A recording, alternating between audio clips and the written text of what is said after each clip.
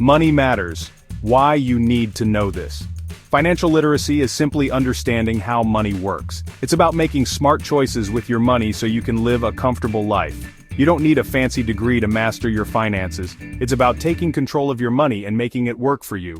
Why is this important? Well, financial literacy empowers you to achieve your financial goals. It helps you budget effectively, save for the future, and avoid debt traps. Whether you're saving for a new phone, a car, or your dream home, understanding financial basics is key. Being financially literate means you can make informed decisions about spending, saving, and investing. You'll be able to plan for unexpected expenses and avoid financial stress. Remember, knowledge is power, and that holds true for your finances too. So let's dive into the world of financial basics and equip you with the tools to take charge of your money. Budgeting basics. Get your money in order. Budgeting is the foundation of good financial management. It's about creating a plan for your money so you can track your income and expenses. A simple way to budget is using the 50-30-20 rule.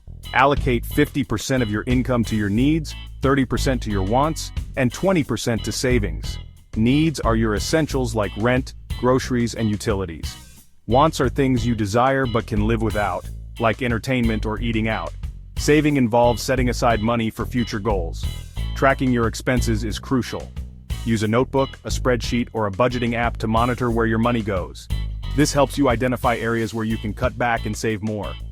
For example, if you find yourself spending excessively on takeout coffee, consider making coffee at home to save money. Remember, every rupee saved is a rupee earned. Budgeting might seem restrictive, but it gives you control over your finances. It enables you to make conscious spending choices and work towards your financial goals. Cash flow and profit and loss. Understanding where your money goes. Cash flow is simply the movement of money in and out of your account. Positive cash flow means you have more money coming in than going out. Negative cash flow is the opposite. More money going out than coming in. To manage your cash flow, monitor your income and expenses regularly. Make sure you're earning more than you're spending.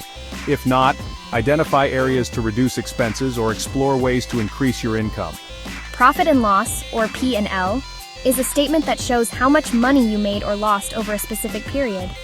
It's used in business, but you can apply the same concept to your personal finances. List all your sources of income and subtract your total expenses. A positive number indicates a profit, while a negative number indicates a loss. Understanding your cash flow and profit and loss helps you identify financial leaks and make necessary adjustments. It's like checking your car's engine oil. Regular monitoring ensures smooth financial health. Saving, investing, and debt building your financial future. Saving is setting aside money for future use. It provides a financial safety net for emergencies and helps you achieve your goals. Start by setting a savings goal and automate regular transfers to a separate savings account. Even small amounts add up over time. Investing is putting your money to work for you. When you invest, you're buying assets like stocks or bonds that have the potential to grow in value over time. Investing helps your money grow faster than traditional savings accounts. However, it's essential to remember that investing involves risks. Debt is money you owe to someone else. Managing debt effectively is crucial for a healthy financial life.